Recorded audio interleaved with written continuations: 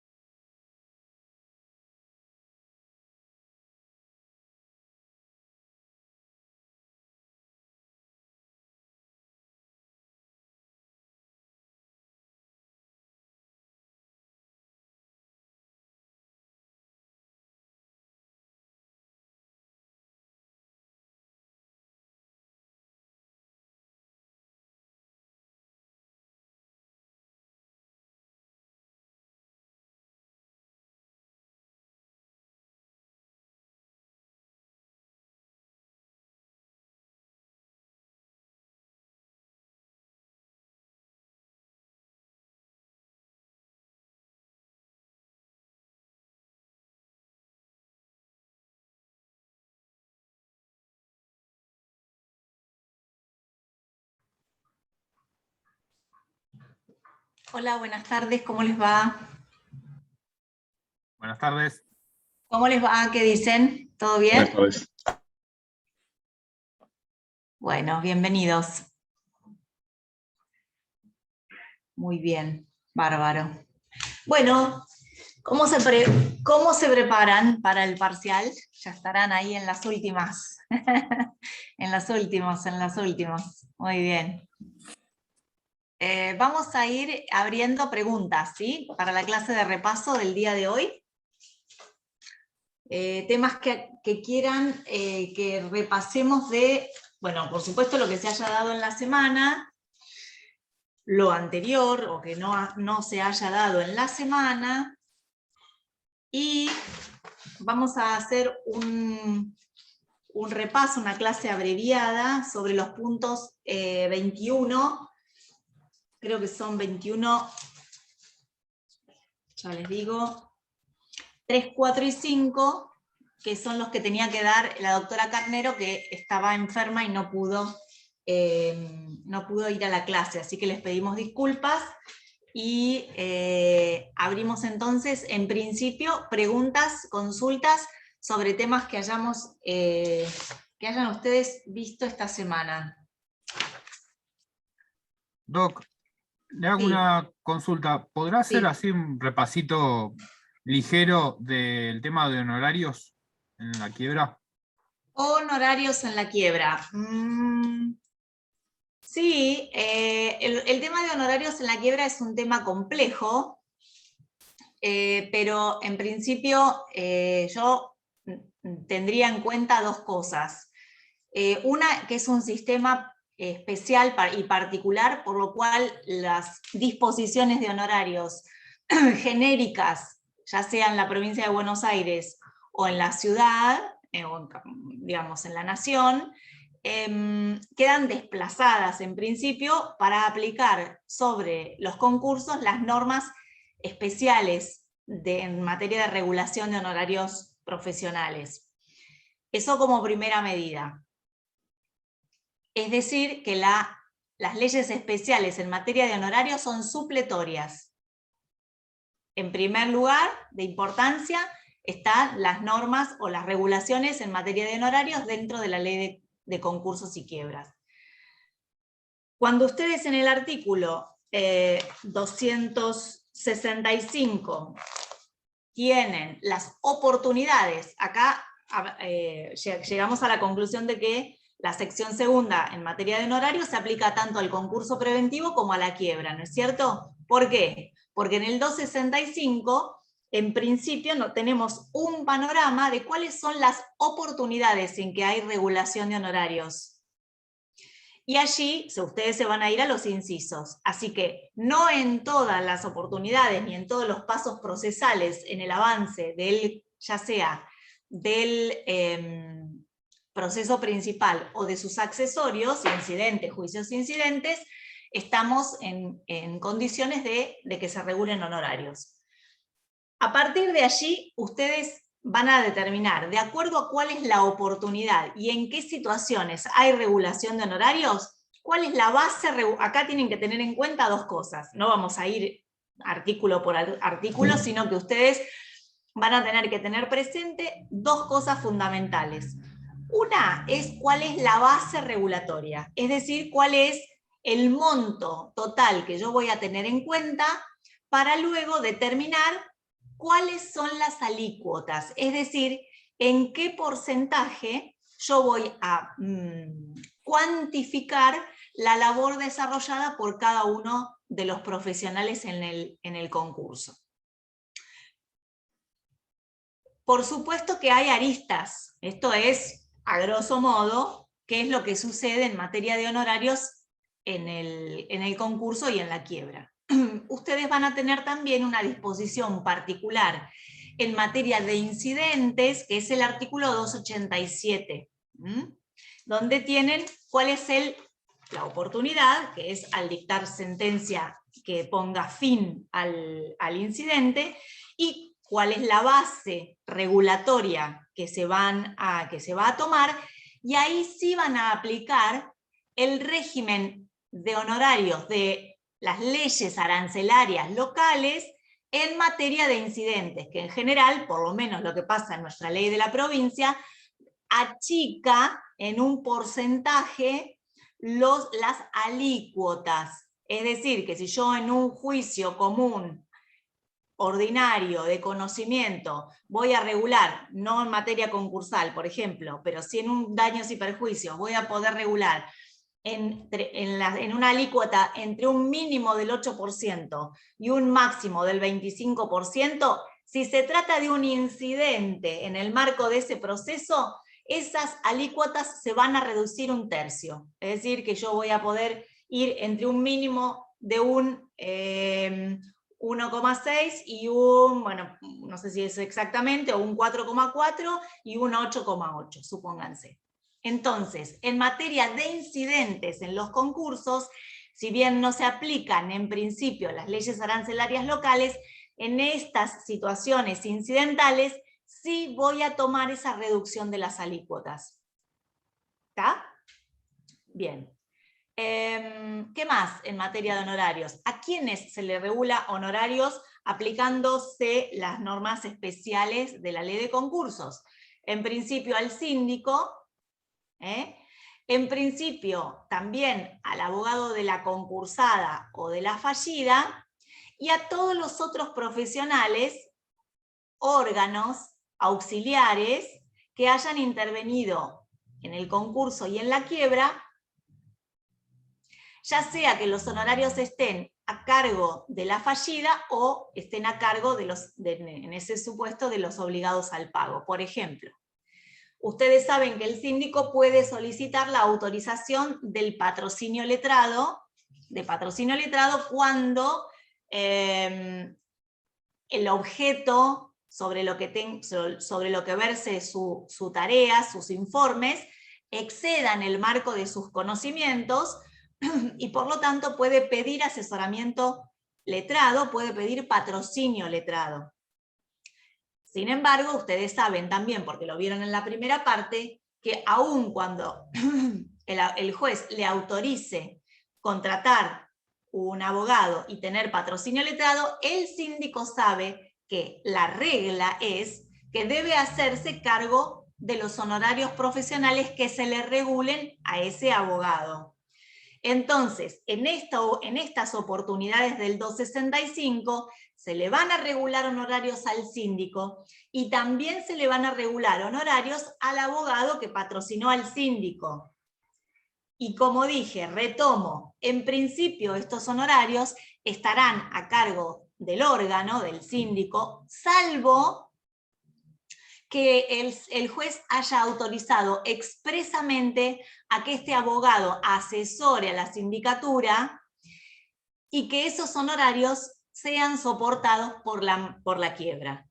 Así que la regla en general es que los honorarios profesionales de los letrados son a cargo del síndico, que es asesorado por él, salvo es la excepción que consistiría en una autorización expresa del juez para alguna acción puntual. Por ejemplo, el síndico, como contador público, seguramente se verá excedido en el marco de su conocimiento a cualquier acción, por ejemplo, de naturaleza de responsabilidad societaria, de responsabilidad hacia terceros, inclusive de acciones de ineficacia concursal. El contador tiene conocimiento, si bien tiene una especialización en sindicatura concursal, él es más avesado, o su profesión se funda mucho más en conocimientos de carácter contable, financieros, económicos, que jurídicos. Más allá de que ellos tienen una formación mucho más rica en materia de derecho que lo que nosotros tenemos en materia contable o financiera en nuestra formación, ¿no es cierto? Pero eso al margen. Entonces, es posible que si el juez, por supuesto que yo síndico o patrocinante, quien voy a ser patrocinante del síndico, voy a pedir, a tratar de que el juez autorice a que en el caso de que esas acciones resulten perdidosas, quien asuma el pago de los honorarios sea la quiebra. Y por lo tanto, si eso es así, entonces será la excepción a la regla de que estos honorarios tienen que ser asumidos por el propio síndico.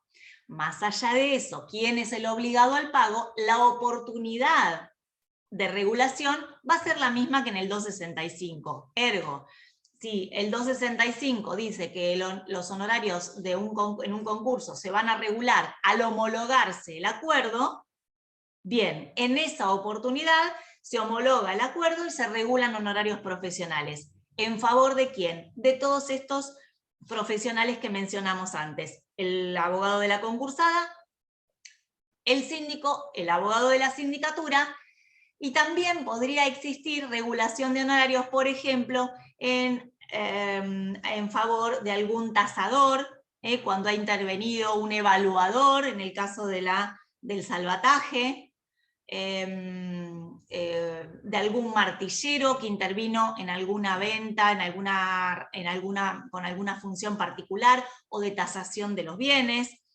En fin, puede suceder que haya otros profesionales que intervinieron en el proceso y que también su tarea merezca ser cuantificada en esa misma oportunidad.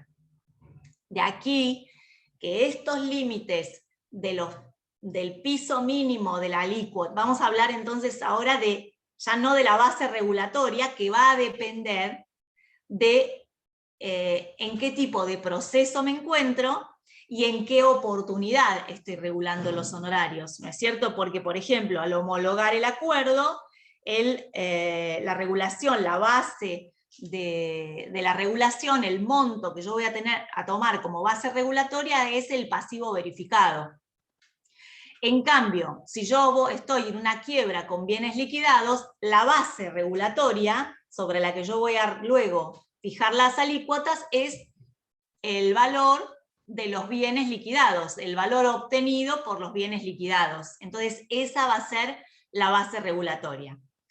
Bien, ahora, una vez que tengo determinada la base regulatoria, voy a tener que aplicar las alícuotas, que las alícuotas me posicionan en un piso mínimo y un piso máximo. Por ejemplo, en materia de quiebra liquidada, el mínimo no podrá ser no podrá estar por debajo del 4% de los frutos obtenidos en esa liquidación, ni a 2 sueldos, o a 2 o 3 sueldos, creo que dice, 2 sueldos, a 3 sueldos de un secretario de primera instancia. Ese es el piso mínimo.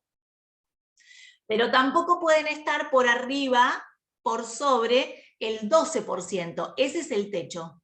Ese es el tope máximo. Estos porcentajes, estas alícuotas, a su vez, se dividen entre los profesionales merecedores de estas cuantificaciones. Es decir, entre los honorarios que yo le regule al abogado de la fallida y al síndico, no pueden superar el 12%. Entre todos los profesionales beneficiarios de esos honorarios, no pueden superar el 12%.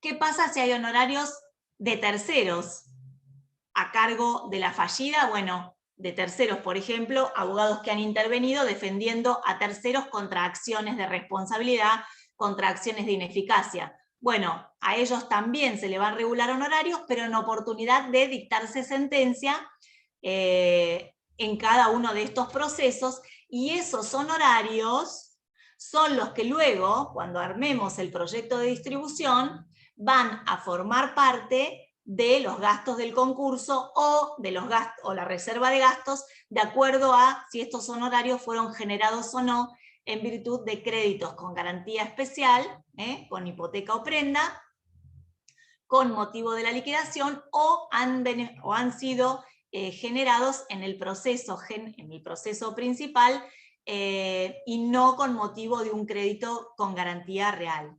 Así que unos conformarán la reserva de gastos y otros conformarán gastos de conservación y justicia. Hago así porque la reserva de gastos están por arriba de los privilegios especiales, y hago así cuando hablo de conservación de gastos, porque estos están por debajo, están en el 240, y entonces están por debajo de aquellos.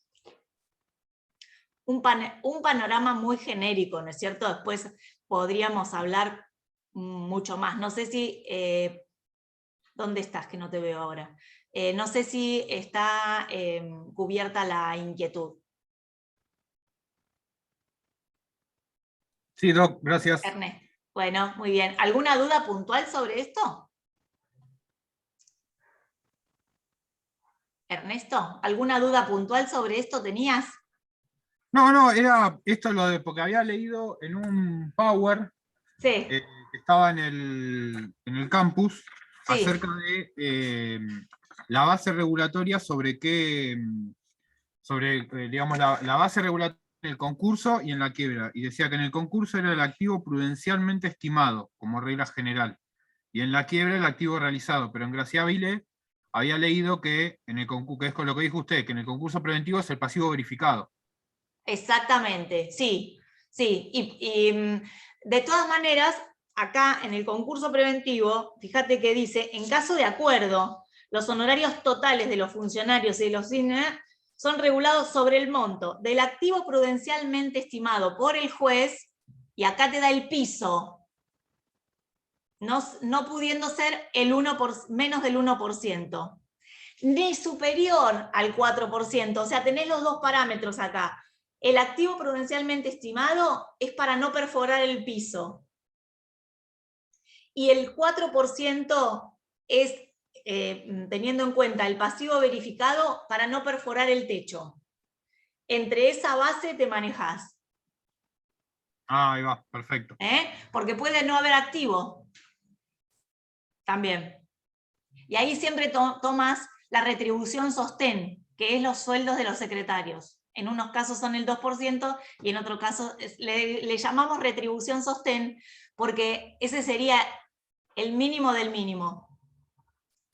Hay muchísimas aristas de esto, y en la Cámara, cuando tenemos que resolver la regulación de honorarios, la apelación, los recursos contra las regulaciones de honorarios de primera instancia, nos devanamos los sesos, porque no se dan una idea las variables que se nos presentan todo el tiempo. A uno le parece que lo entendió, que está muy clarito el mínimo y el tope, qué sé yo, pero por ejemplo, les doy un ejemplo y no los quiero embarullar, pero pasa esto. Quiebra liquidada. Tengo muy poquito activo, pero muy poquito activo liquidado. Así que el mínimo sería el 4% del activo liquidado. O sea, nada. Y el máximo sería el 12%. Entonces, si yo tomo la retribución sostén de 3 sueldos de secretario, es mucho más que el 12% sobre el activo liquidado. Pasan montones de situaciones en que tenemos que aplicar el 271. Y ese también tenganlo presente como regla general. El juez siempre se puede apartar, dice, acá. Para el cálculo de las regulaciones previstas en esa sección no se aplican las disposiciones de leyes locales, lo que les dije al principio de todo. O sea, la regla es que se aplica la ley de concursos. Los jueces deberán regular honorarios sin atender los mínimos fijados en esta ley, los mínimos, cuando la naturaleza, alcance, calidad o resultado de la labor profesional o el valor de los bienes que se consideren indicaren que la aplicación lisa y llana de aquellos conduce a una desproporción entre la importancia del trabajo realizado y la retribución resultante. Es decir, si yo no tengo nada, casi nada de activo, y tengo 2 acreedores que se presentaron a verificar la retribución sostén de 3 sueldos de secretario, por ahí es mucho para la tarea que hizo el síndico, que tuvo que verificar 2 créditos con 2 legajos, no había bienes para liquidar y la quiebra se clausura por falta de activo.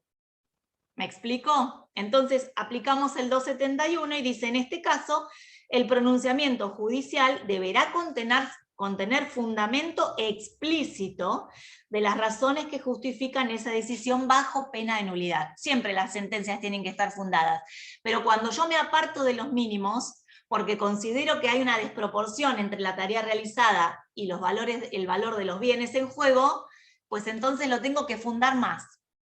Pero aplico el 271, salgo con el 271. Bueno, esto es muy lindo y es muy importante para ustedes, para todos nosotros, más quienes ejercen la profesión en forma liberal, pero conocer bien el régimen de honorarios también es fundamental para los funcionarios judiciales, que sepan regular bien, ameritando, justipreciando la labor del abogado. Así que es muy importante tener claro conocimiento y manejo del régimen de honorarios profesionales. Bueno, ¿alguna otra duda sobre algún otro temita? ¿Podrás explicar algo de obligados solidarios y repetición en los concursos? El 136, Vamos. 137. Vamos.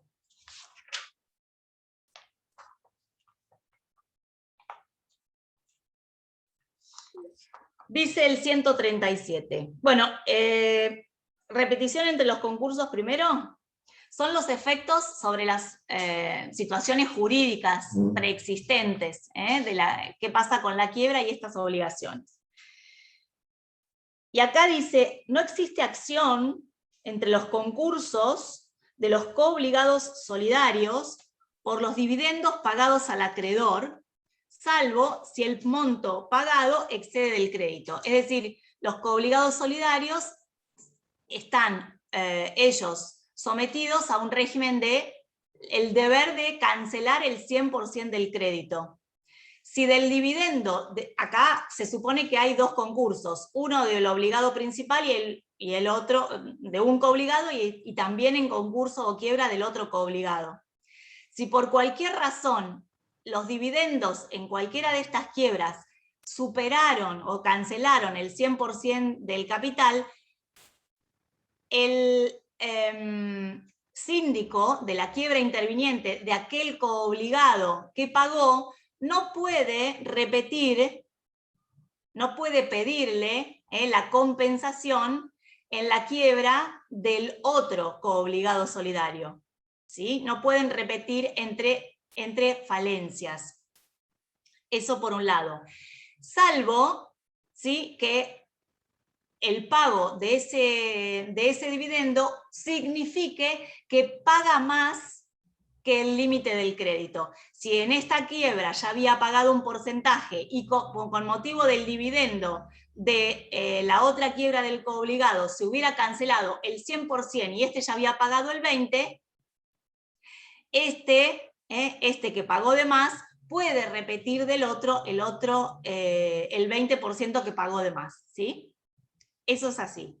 El acreedor debe restituir el excedente en la quiebra del que hubiere sido garantizado por los otros, acá ya no habla de coobligados solidarios, sino de fiadores, acá hay una confusión, o conforme con la regla del artículo 681, ahora 820 y 821 del Código Civil en los demás supuestos.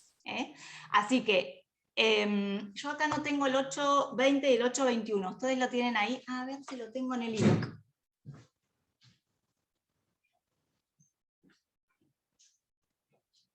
Lo tengo acá en el ebook. Un momento, vamos a buscar. Porque en este momento no recuerdo qué dice el 820 y el 821. A ver.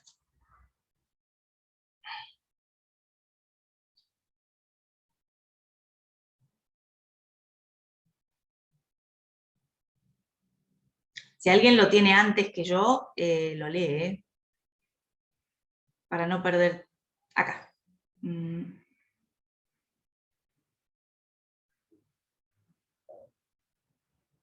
Acá.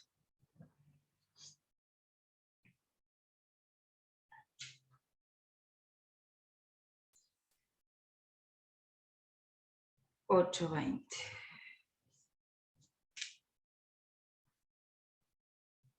Obligaciones indivisibles. A ver. 820. Fíjense lo que dice el 820. Contribución.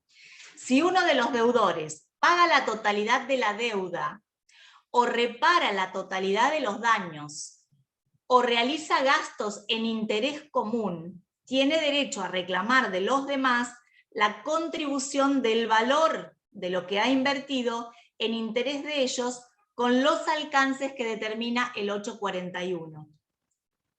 Y el 821 dice, participación. Si uno de los acreedores recibe la totalidad del crédito o de la reparación de los daños o más que su cuota, los demás tienen derecho a que les pague el valor de lo que les corresponde conforme a la cuota de participación de cada uno de ellos con los alcances que determina el 841. Es decir, el 820 está visto desde el punto de vista pasivo de quien paga más de lo que le toca pagar de acuerdo a la división de su deuda, y el 821 está visto desde el punto de vista del acreedor que percibió más de lo que le correspondía. Y vamos al 841. Por supuesto que estamos hablando de solidaridad, ¿no es cierto?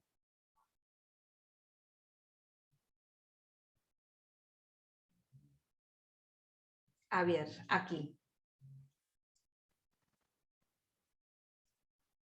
El deudor que efectúa el pago puede repetir, el 840, el deudor que efectúa el pago puede repetirlo de los demás codeudores según la participación que cada uno tiene en la deuda.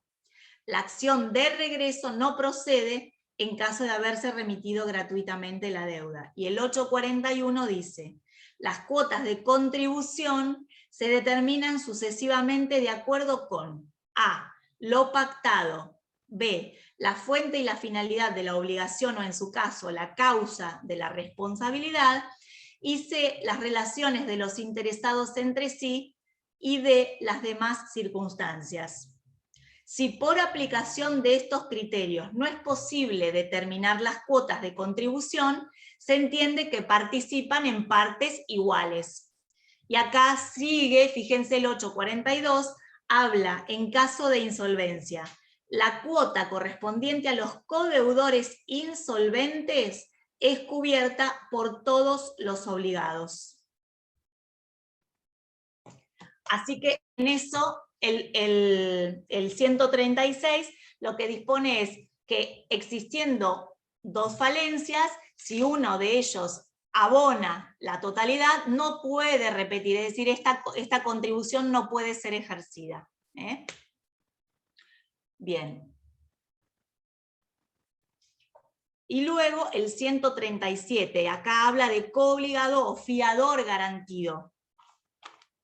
El coobligado o fiador del fallido, garantizado con prenda e hipoteca sobre bienes de del fallido, para asegurar su derecho de repetir, concurre a la quiebra por la suma pagada antes de su declaración o por la que tuviese privilegio si ésta fuera mayor.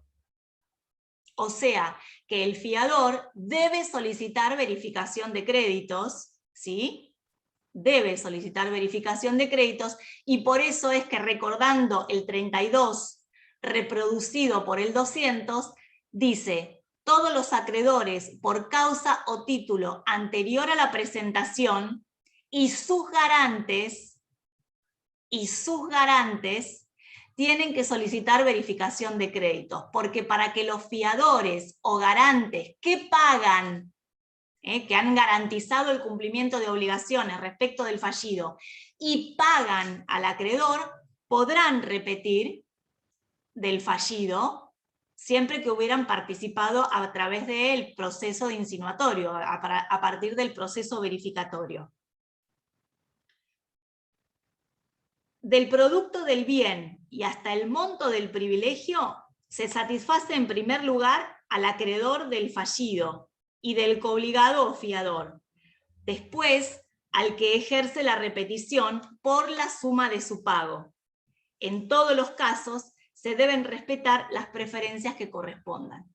Acá esto es, si intervienen la fianza o la garantía respecto de un crédito garantizado con derecho real, y da el orden de preferencia de cobro entre uno y otro. Primero cobra el acreedor del fallido garantizado con garantía especial, y luego cobra el fiador o el garante que haya pagado, y luego deberán respetarse siempre el orden de preferencias, ¿sí? Acá habla de coobligado o fiador, ¿sí? Y siempre tengan en cuenta que todo esto se ejerce una vez que se haya liquidado el bien asiento del privilegio, al bien asiento de la garantía. Así que este artículo en realidad lo que trata de solucionar es el conflicto de intereses y el orden de prelación y cobro en materia de liquidación del bien asiento de la garantía, ¿sí? Bien. Es un tema muy complicado al que podríamos llamar al doctor Lustonó para que nos traiga del derecho de las obligaciones, del derecho de las obligaciones solidarias, pero yo creo que con esto nos va a alcanzar. Así que no vamos a profundizar más en este tema. Bueno, ¿alguna otra duda sobre algún otro tema? Me gusta porque tienen temas finitos. Sí. Doctora, respecto de la quiebra refleja o quiebra por extensión del 160 y 161, Sí. ¿podría, por favor, hablar un poco? ¿Tienen tiempo? No tanto. Un poquito más. Bueno, muy bien. Bueno, nosotros habíamos empezado a desarrollar todas las acciones de recomposición patrimonial, ¿no es cierto? Y dentro de las acciones de recomposición patrimonial habíamos visto acciones que intentaban mantener la integridad del patrimonio, del activo, mantenerlo valioso, para que al momento de liquidarlo puedan cubrirse la mayor cantidad de porcentaje de pasivo posible. También teníamos algunas acciones respecto de actos realizados por el fallido estando en estado de cesación de pagos o con posterioridad al dictado de la sentencia de quiebra, violando de esa manera o la igualdad de los acreedores, o perjudicando de alguna manera a los acreedores falenciales, o violando, en el caso de actos realizados ya con posterioridad a la sentencia de quiebra, actos violatorios al desapoderamiento, es decir, a esa limitación a la capacidad de administración, usufructo y liquidación de los bienes. Ejemplo eran de esto las acciones de inoponibilidad de pleno derecho, las acciones de inoponibilidad por conocimiento del estado de cesación de pagos. También habíamos hablado de que hay otro tipo de acciones que son recompositorias de la solvencia. Por ejemplo, la acción de daños y perjuicios en relación a terceros, artículo 173, primer párrafo, segundo párrafo, y 174, y las acciones societarias, las acciones sociales de responsabilidad desarrolladas en los artículos 175 y 176. Sin perjuicio de ello, nos había quedado sin tocar prácticamente lo que eran las acciones de extensión de la quiebra. Y hablamos de quiebra por extensión o refleja cuando la quiebra de un sujeto expande sus efectos para que se decrete la quiebra respecto de uno o más sujetos relacionados con aquel. Nosotros tenemos en la ley de concursos dos subtipos de quiebras reflejas o por extensión.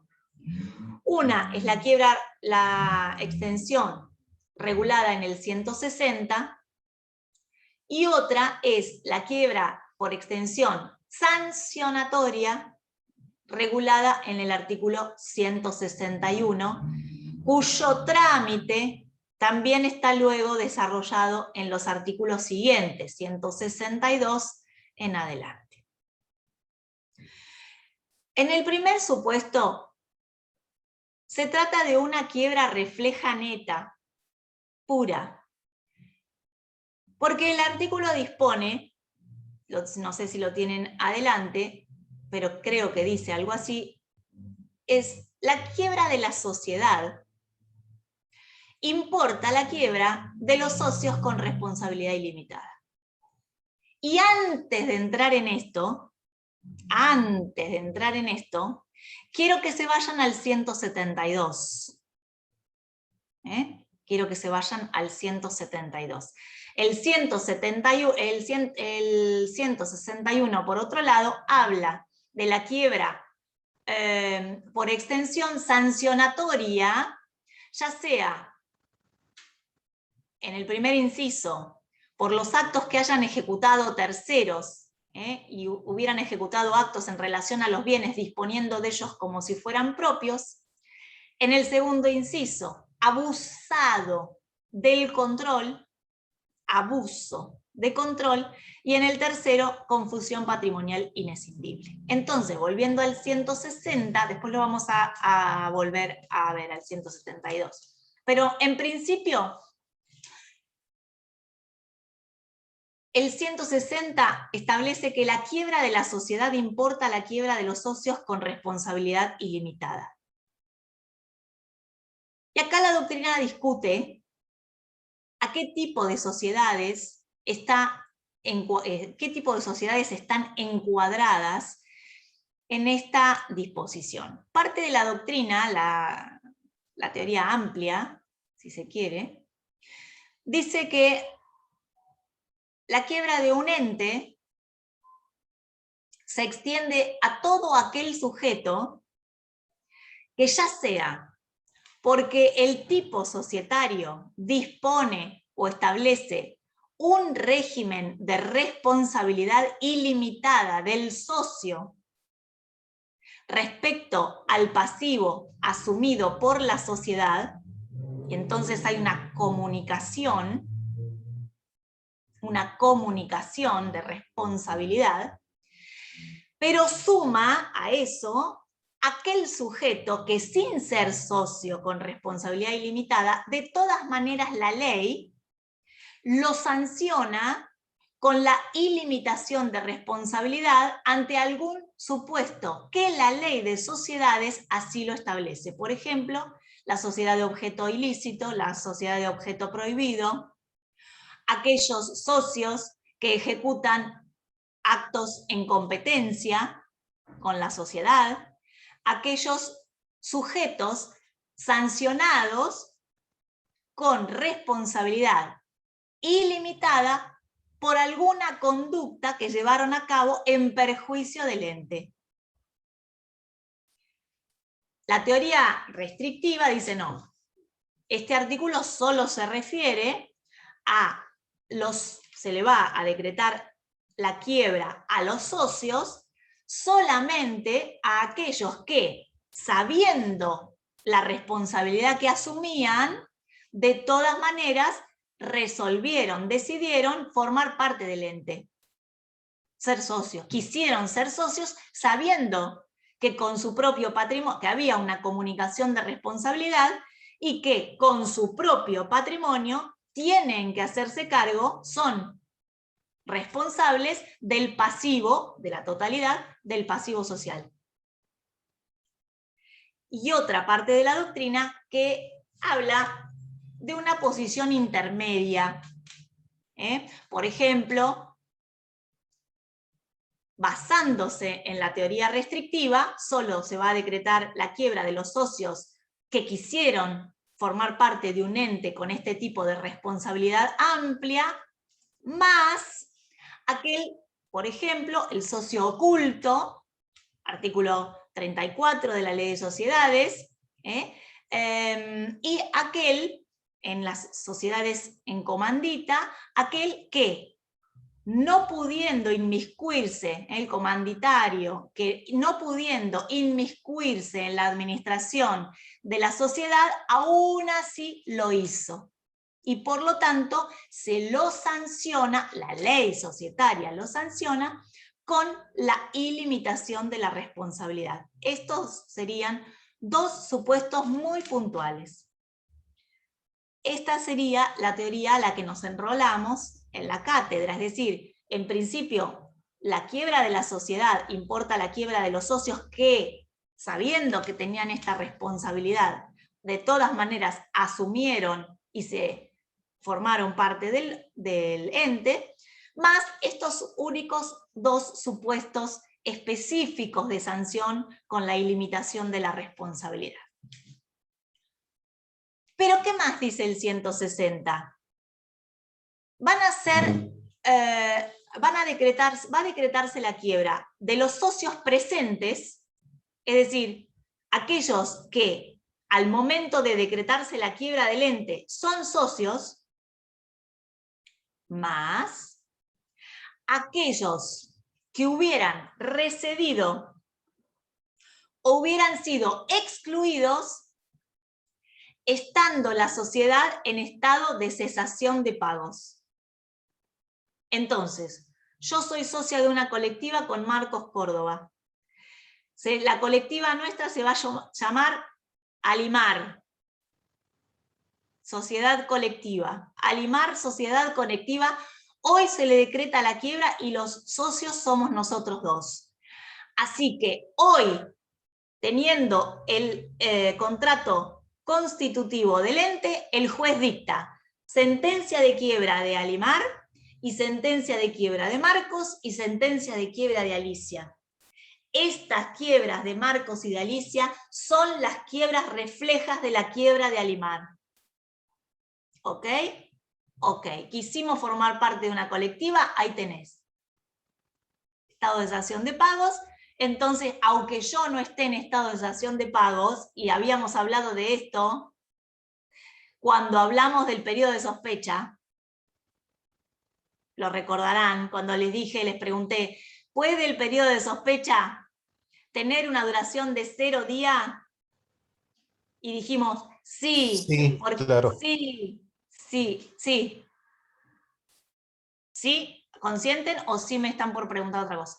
No sé quién abrió el micrófono. No, yo, sí. Sí, Es Juan. verdad que ¿Lo recordás? sí, la cesación de pago podía durar 0 días, claro. Exacto. Bueno, este supuesto es el caso típico. ¿Por qué? Porque Alimar está en estado de cesación de pagos desde hace 10 años, Marcos está tecleando ahí desde hace 1 año y yo no estoy en estado de cesación de pagos. Sin embargo, mi carácter de socia de una colectiva tiene como consecuencia que si a Alimar le decretaron la quiebra, a Marcos y a Alicia, sin perjuicio de la existencia del estado de cesación de pagos, a nosotros también nos van a decretar la apertura de la quiebra. Ahora, el periodo de sospecha no, el inicio del estado, sí, el periodo de sospecha de Marcos va a ser de 1 año, y el de la sociedad va a ser de 10, y el mío va a ser 0. Hay muchas más posibilidades que se declaren actos ineficaces o inoponibles de la sociedad que de Marcos, y a mí nadie me va a poder declarar la inoponibilidad de ningún acto, salvo por una acción de derecho común. Bien. ¿Hacia dónde iba? Estos son los 2 socios presentes de Alimar. Pero pasa que Trinidad había sido socia hace 2 años y se fue. Recedió o la excluimos porque se portó mal. Entonces, Trinidad también puede tener como consecuencia el decreto de quiebra, salvo que haya inscripto su receso o su exclusión. Ella, si recedió estando la sociedad en estado de cesación de pagos y ese receso y esa exclusión fue inscripta, tiene menos posibilidad de ser responsable, o sea, tiene menos pasivo que asumir, porque el pasivo que va a asumir ella es hasta el límite de la inscripción de su receso. Entonces, dice la ley, se va a decretar la quiebra de la sociedad, importa la quiebra de socio con responsabilidad ilimitada. También se decreta la quiebra de aquellos socios que hubieran recedido o hubieran sido excluidos después de producida la cesación de pagos, Trinidad. Pero atenti, por las deudas existentes a la fecha en que el retiro fuera inscripto. Si Trinidad fue diligente e inscribió el retiro rápido y no había pasivo exigible, ella no va a sufrir la quiebra, no se le va a decretar la quiebra, porque el límite del pasivo es el pasivo existente a la fecha en que ese receso fue inscripto. Si Trinidad no fue diligente y no inscribió su retiro o receso never ever, va a responder por la totalidad del pasivo del ente al momento de la sentencia de apertura de la quiebra. ¿Me expliqué? El límite para estos socios no actuales, o sea, los actuales responden por todo el pasivo, no hay duda. Ahora, aquellos socios a quienes también se podría declarar la quiebra porque fueron excluidos o recedieron, tienen una limitación en el quantum del pasivo, dependiendo de en qué momento ese receso o esa exclusión fue inscrita. ¿Está? Bien. Y el último párrafo, y bueno, cada vez que la ley se refiere a fallido, no solo se refiere al ente, sino también a los socios. Muchas implicancias también respecto de esta quiebra. con la ilimitación de la responsabilidad, porque no hay un trámite. La ley en el 160 no dice qué trámite se va a seguir. Cuando se trata de Marcos y Alicia, que son los socios presentes, como yo tengo que acompañar el contrato social y las últimas actualizaciones, no voy a tener ningún problema. Somos socios presentes, estamos acá, nosotros inclusive firmamos las actas autorizando al presidente, al gerente, al representante para que solicite la apertura de la quiebra. Ahora, si la quiebra fue pedida por un acreedor, mucha documentación e instrumentos sobre el modo en que están constituida la sociedad no hay. Y tampoco tengo demasiados elementos como juez de saber, si no tengo los libros, si no tengo los libros de actas, si no tengo los libros de registro de la composición societaria, quiénes son aquellos acreedores que pudieron haber sido excluidos o haber recedido. Entonces, es simple para los acreedores presentes, donde la quiebra parecería ser automática. Decretada la quiebra de la sociedad, automáticamente el juez debería decretar la quiebra de los socios. Pero ¿y el derecho de defensa cuándo lo van a ejercer los socios? ¿No? Entonces, parte de la doctrina dice, bueno, busquémosle un trámite al 160. ¿Cuál podría ser? Y bueno, todo lo que tiene relación con el proceso y no tiene un trámite especial, ¿qué trámite le puedo dar? Un incidente. Incidente. Entonces, formo un incidente para ver si le decreto o no le decreto la quiebra a los socios presentes. Podría ser larga la cosa, larga la cuestión. Tendría que trabar unas cautelares para que los socios no se deshagan de los bienes, porque hasta tanto no tenga el decreto de quiebra, no opera el desapoderamiento, ni trabo cautelares si no las pido. Ok. ¿Qué otro trámite puede ser? Dice la doctrina. Bueno, aunque sea apliquémosle el trámite de ese trasladito que se le da al deudor en la quiebra pedida por acreedor, en el 82, 83, 5 días para que pruebe, haga valer su derecho, aunque sean 5 días. Bueno, podría ser ese traslado también. ¿Qué otra modalidad podría ser? Bueno, podría ser un juicio ordinario, por supuesto. Sobre todo, ¿a quién le va a interesar que el proceso tenga posibilidad de plena prueba?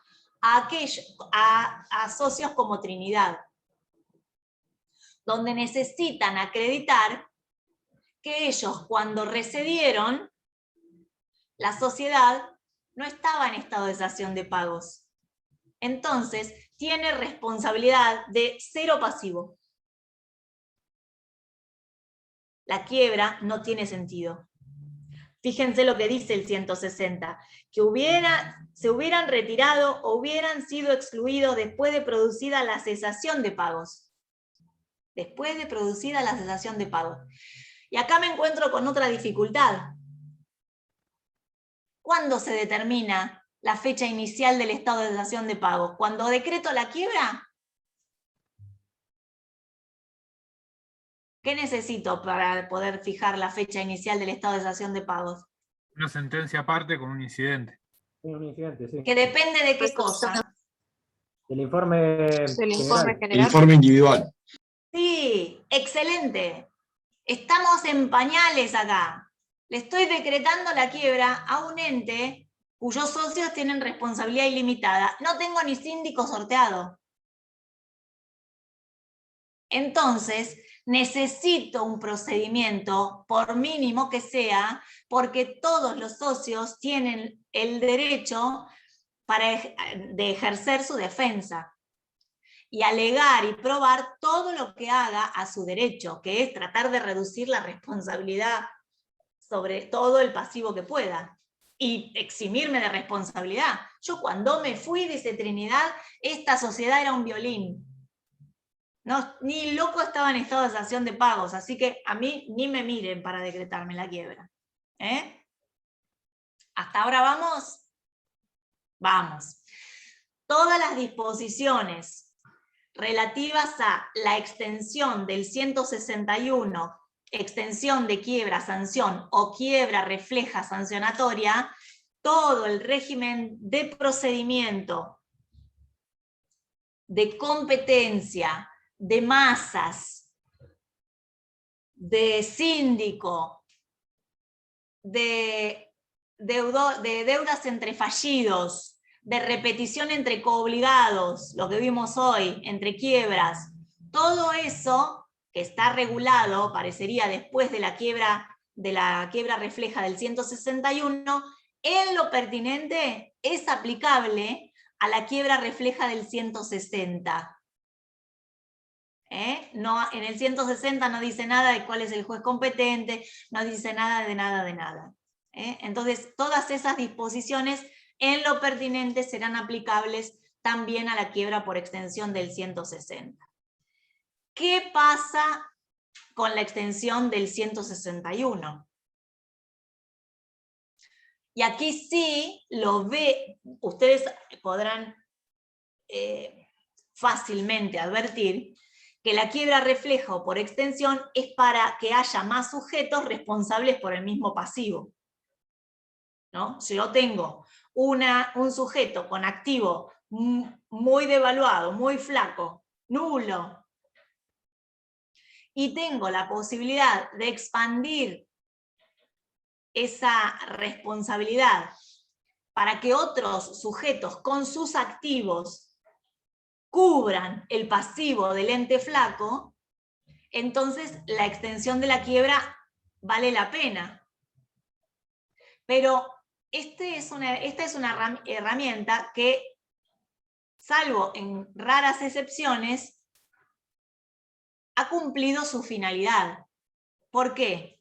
Porque al extender la quiebra o al decretar la quiebra refleja de un sujeto hacia otro, el otro también puede tener un pasivo importante, aunque tenga un poco más de activo de la quiebra, del sujeto de la quiebra principal, también puede tener un pasivo abultado, y después de un largo proceso de extensión, una hermosa sentencia haciendo lugar a la quiebra por extensión, no voy a lograr el objetivo, que es que el pasivo de la quiebra principal sea cancelado con el activo de las quiebras reflejas.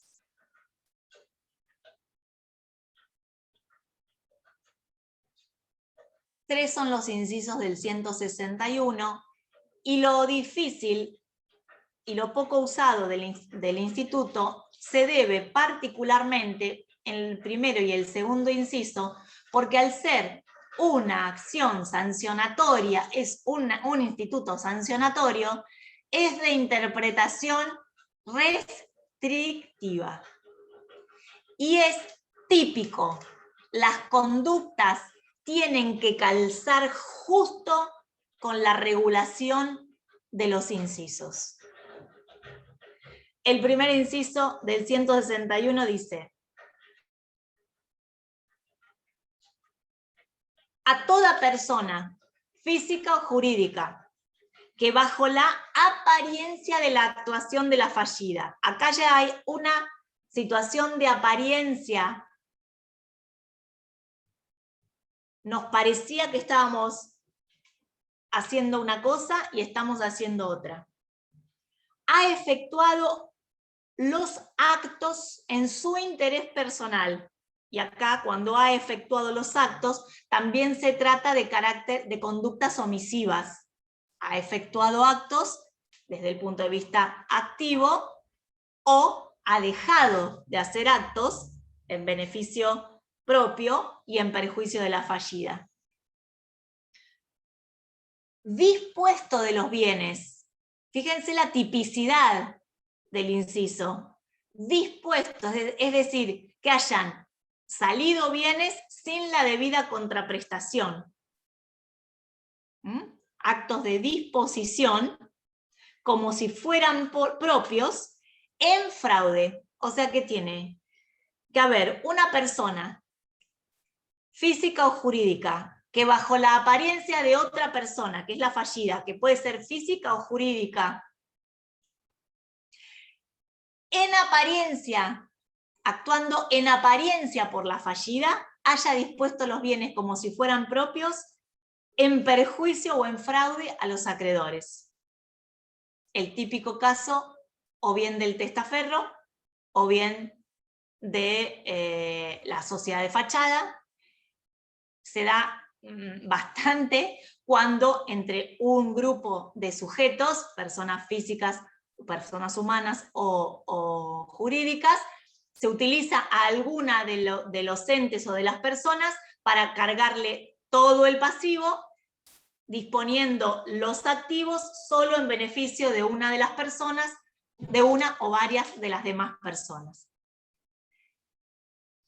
Por supuesto, en perjuicio de los acreedores, se le pone todo el pasivo a aquella persona, o, por ejemplo, lo que vemos más típicamente en las sociedades, en las empresas pequeñas o medianas, de nuestra ciudad o en todos lados, donde el Mercedes-Benz que compramos y prendamos a nombre de la sociedad, pagada con dinero de la sociedad, lo tiene a nombre el socio, y lo utiliza el socio.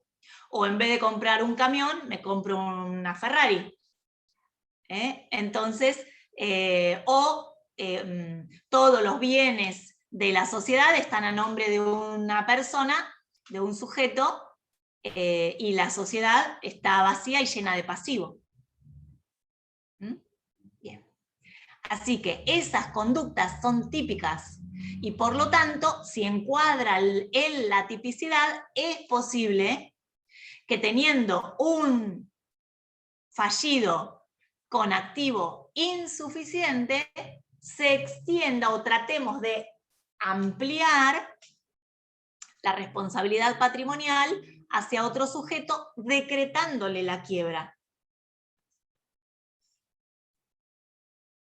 Y ustedes acá podrán pensar, si no conviene, en vez de que se les decrete la quiebra por las cuestiones que les dije antes, sería iniciar acciones de responsabilidad por haber producido, facilitado, agravado la situación patrimonial de la fallida, y con motivo, en vez de pedir la extensión de la quiebra, impulsar acciones de responsabilidad de derecho concursal o inclusive de derecho común,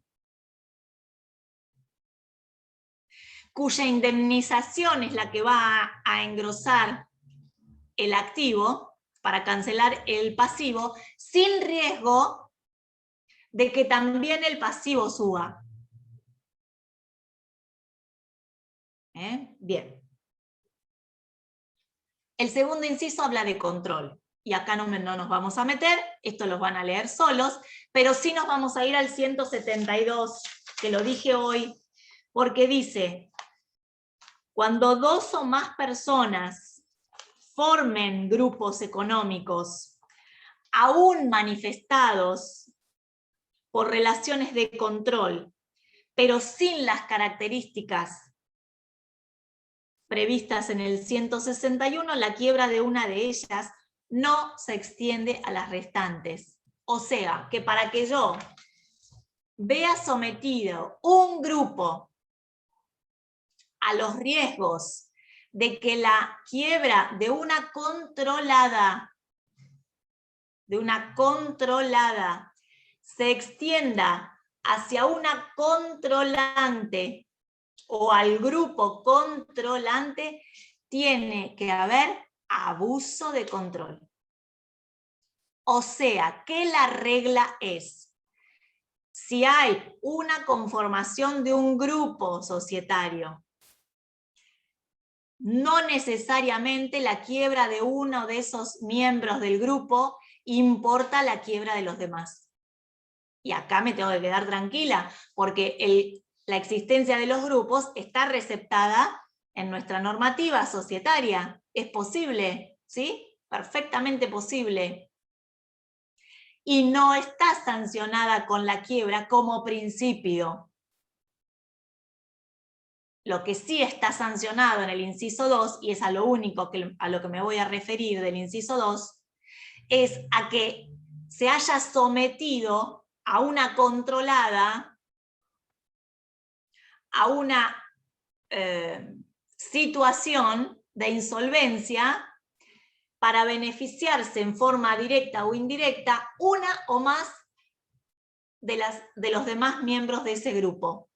Ha habido abuso de control, y acá en los incisos dice se considera o se entiende por persona controlante, bla, bla, bla. Otra cuestión a la que me voy a referir, y no más, es la quiebra de la controlada se puede extender a la controlante y no al revés. Y no al revés. No de la controlante hacia la controlada. Es de la controlada hacia quien tiene más poder ejerciendo el control. ¿Está?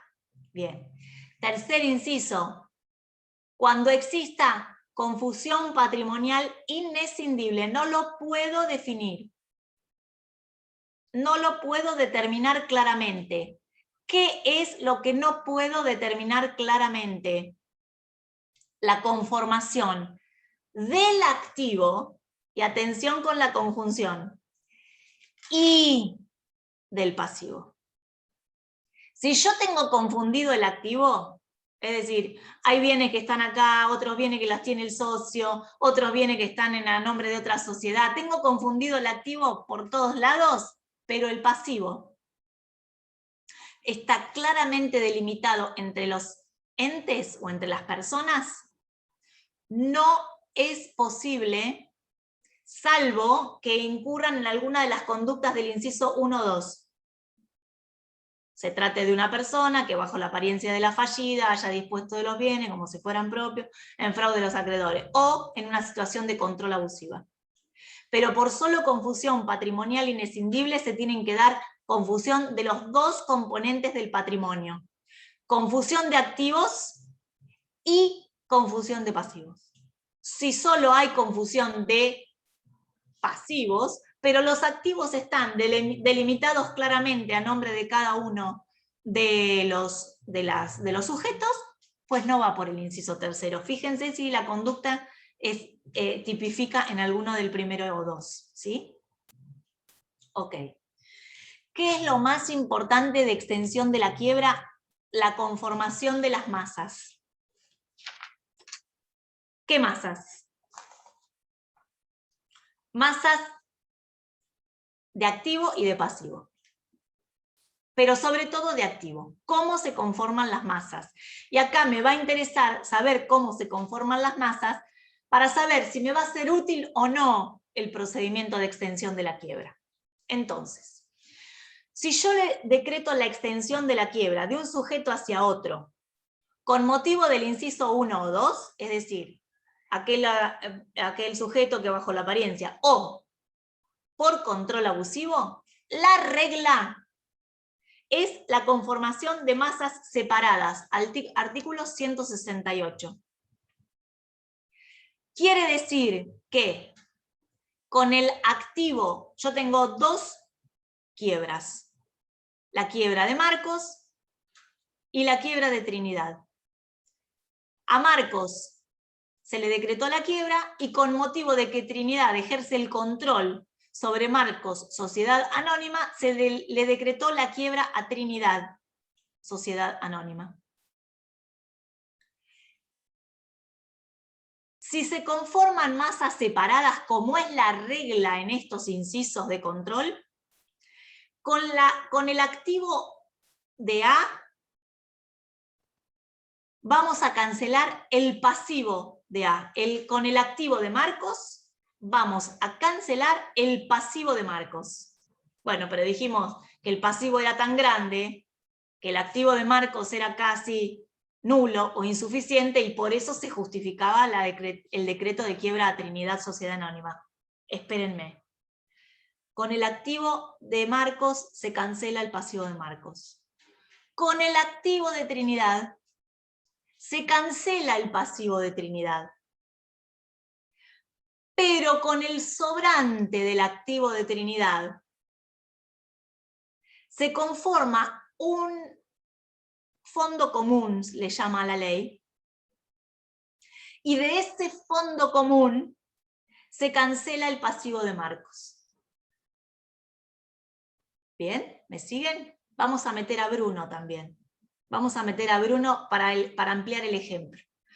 Quiebra principal, tronco, raíz, quiebra originaria, Marcos. Quiebras por extensión, Trinidad y Bruno. Con el activo de Marcos cancelo el pasivo de Marcos, no me alcanza. Con el activo de Trinidad cancelé el pasivo de Trinidad y no me quedó nada. Con el activo de Bruno cancelo el pasivo de Bruno y me quedó un montón de activo. Eso conforma un fondo común y cancelo el pasivo que no llegué a cubrir de Trinidad y el pasivo que no llegué a cubrir de Marcos. ¿Está? Se justificó la extensión de la quiebra porque de otra manera el pasivo de Marcos no iba a poder ser cancelado. ¿Está? Bien.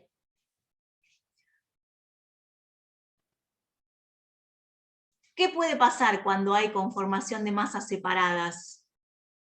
Cuando hay conformación de masas separadas, cada sujeto tiene su estado de cesación de pagos, su periodo de sospecha. Así que, ojo, porque cuando yo decreto la quiebra por extensión de Trinidad y de Bruno, empiezan a operar todo el resto de las herramientas de las quiebras. La del desapoderamiento, las acciones de responsabilidad, las acciones de ineficacia, la determinación de cada uno de los periodos de sospecha, son quiebras nuevas. Son tantas quiebras como sujetos a los que yo les haya intentado extender la quiebra. Se llama quiebra por extensión, no porque se trate de la misma quiebra, sino porque la quiebra de Marcos, como quiebra principal, expande sus efectos para que se decrete la quiebra de Bruno y de Trinidad, y a partir del decreto de quiebra de Bruno y de Trinidad comienzan a proyectarse los efectos propios de cada una. ¿Ok? Bien. ¿Qué pasa? Esto dijimos, la regla, inciso 1 y 2 del 161, es la conformación de masas separadas, y para poder cancelar el pasivo insoluto de Marcos, se conforma un fondo común, de aquellas quiebras donde ha sobrado activo, previa cancelación de su pasivo. Pero en el inciso tercero, imagínense, se decreta la quiebra por extensión porque entre Marcos, Trinidad y Bruno hay tal confusión patrimonial inescindible que no se puede delimitar claramente cuál es el pasivo de uno y cuál es el activo de uno, cuál es el activo de uno y cuál es el pasivo de otro. Ergo, no se pueden conformar masas separadas. Está todo mezclado, todo engalletado. Masa de activos separados no se puede. Así que se conforma lo que se denomina para el 167 masa única. ¿Y cuál es la consecuencia de la masa única? En el inciso tercero del 161 siempre habrá conformación de masa única. Y también habrá conformación de masa única, perdón para los que tienen auriculares porque estoy gritando, me doy cuenta.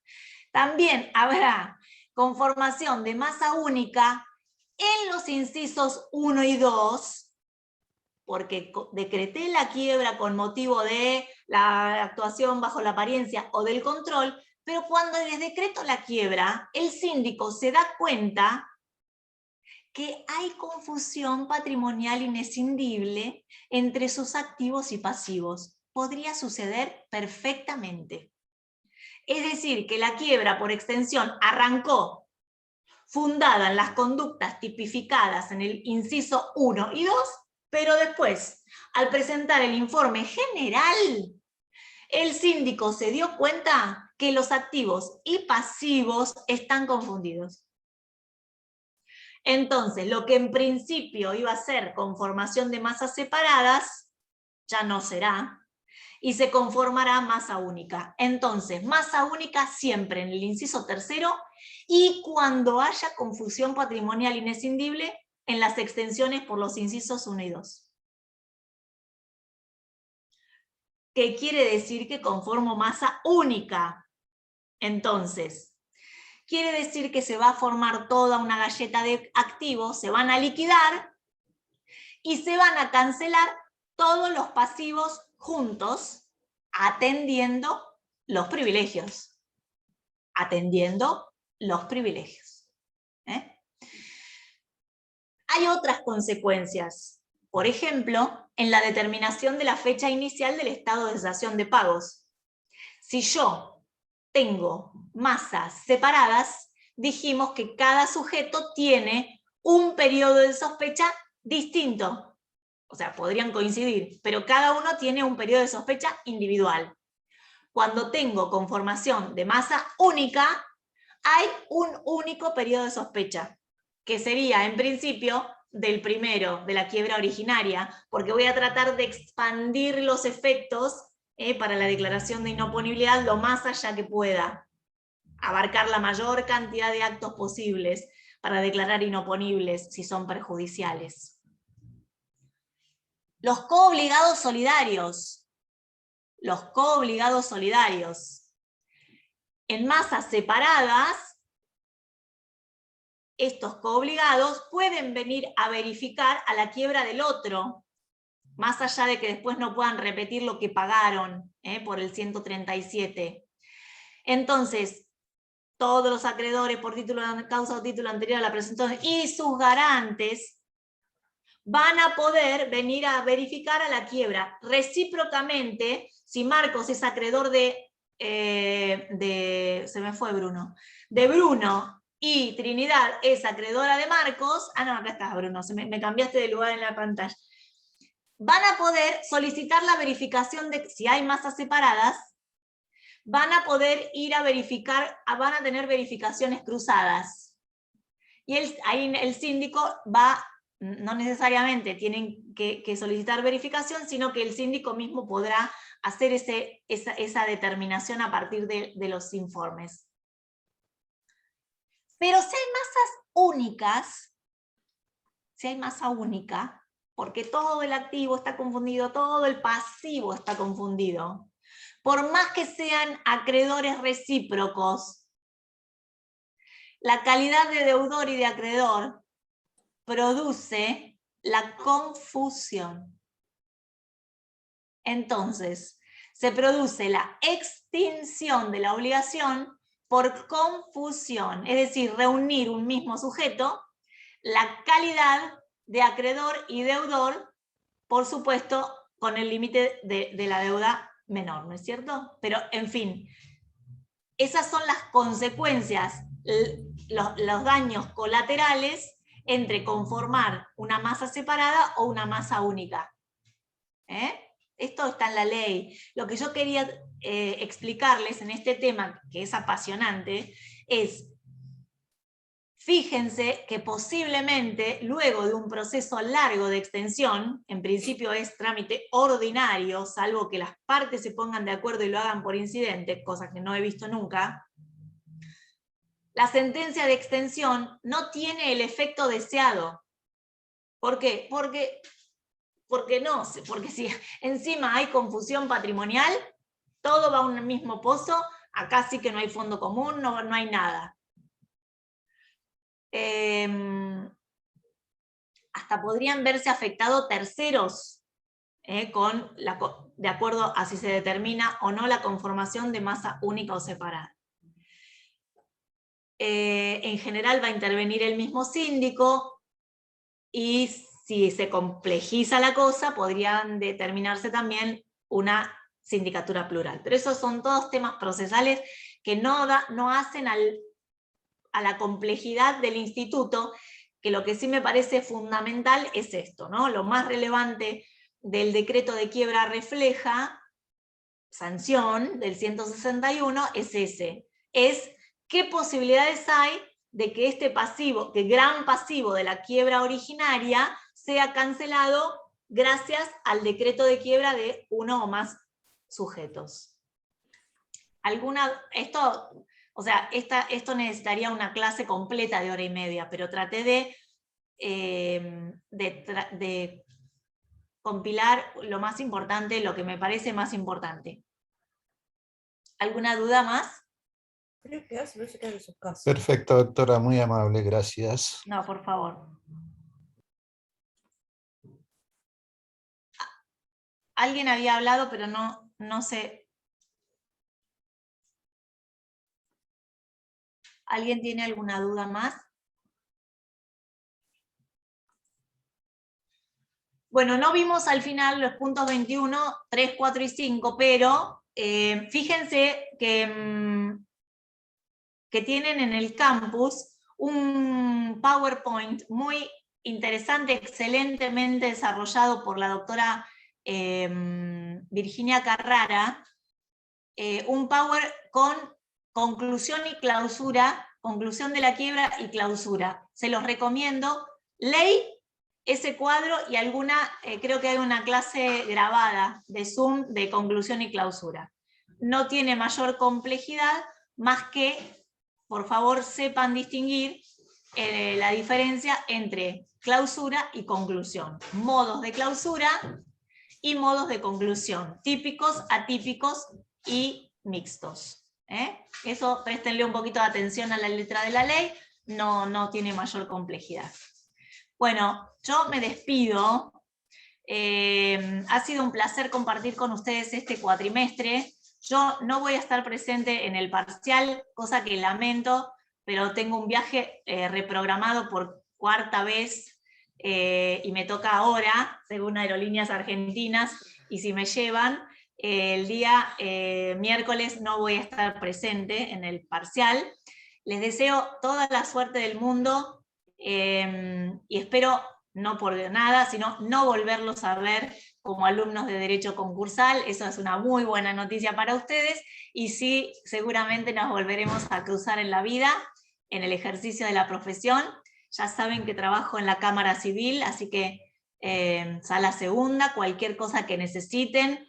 Bueno, nada, bienvenidos colegas, pronto colegas, y que tengan muchísima suerte. Cualquier duda que les surja estudiando el fin de semana, no duden en mandarme un mail, un WhatsApp, que tienen mi contacto, y dentro de las medidas de mis posibilidades iré contestando esas consultas. Así que muchísimas gracias, un grupo hermoso, con mucha participación, y bueno, nos volvemos a ver pronto. Disfrute su viaje, Sí. doctora, merecido lo tiene. Gracias, muchas gracias. Saludos. Adiós. Gracias, profe. Adiós. Adiós. Muchas gracias. Gracias. Bien, estudien. Adiós. Adiós.